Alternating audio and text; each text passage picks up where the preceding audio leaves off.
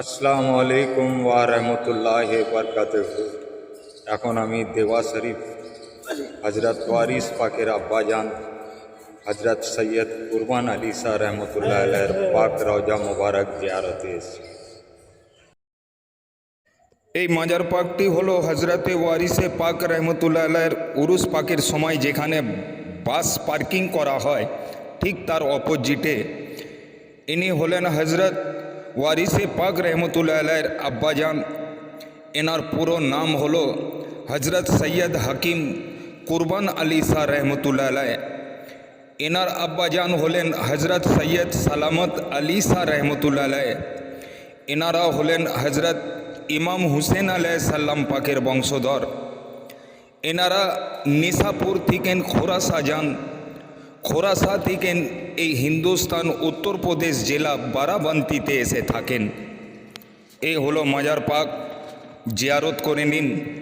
তবে এইটা কিন্তু কুরবান আলী শাহ রহমতুল্লাহ আলাইহির আসল মাজার পাক নয়। আসল মাজার পাক জেনে নিন। চ্যানেলটিকে সাবস্ক্রাইব করবেন পরের ভিডিও দেখার জন্য, লাইক কমেন্ট করবেন ভুল ত্রুটি থাকার জন্য।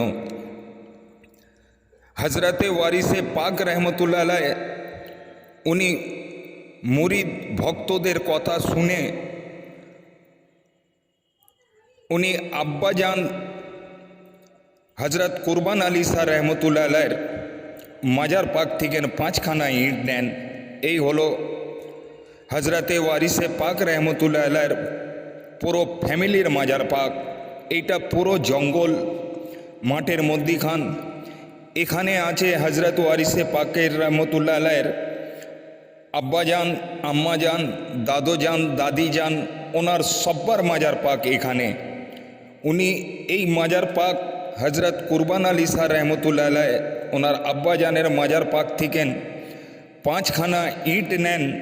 আর সেই 5খানা ইট নিয়ে এই জায়গায় রেখে দেন।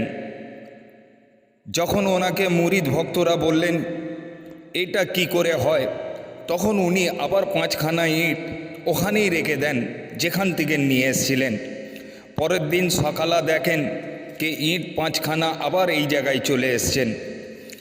তখন হজরতে ওয়ারিসে পাক রহমতুল্লাহ আলাইহ উনি বলেন যে আমার আব্বাজানের মাজার পাক এখানেই করুন, এখানেই উরুস পাক হবে, ফুল সন্দল চাদর সব কিছু এখানেই চাপানো হবে। হজরতে ওয়ারিসে পাক রহমতুল্লাহ আলাইহির কথা মতন এখানেই মাজার পাক তৈরি হয়। ইনি হলেন হজরতে ওয়ারিসে পাক রহমতুল্লাহ আলাইহির আব্বাজান। ওই জায়গাটার নাম হলো, যেখানে আসল মাজার পাক সেই জায়গাটার নাম হলো বাড়েলা শরীফ। এখান থেকে আধ ঘন্টার মতন গাড়িতে লাগবে। পুরো জঙ্গল, সেই জন্যে হজরতে ওয়ারিসে পাক রহমতুল্লাহ আলাইহ উনি এখানে মাজার পাক করেন। জিয়ারত করে নিন। এই হলো মাজার পাক হজরত কুরবান আলী শাহ রহমতুল্লাহ আলাইহির মাজার পাক, যিনি আহলে বায়াতের বংশধর।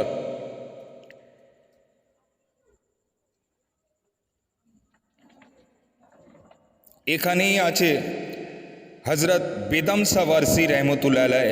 এনার মাজার পাকের ঠিক পেছন দিকটায় হজরত বেদম শাহ ওয়ারসি রহমতুল্লাহ আলাইহ, যিনি হজরত ওয়ারিস পাকের খাস খলিফা ছিলেন। আসসালামু আলাইকুম ওয়া রাহমাতুল্লাহি ওয়া বারাকাতুহু।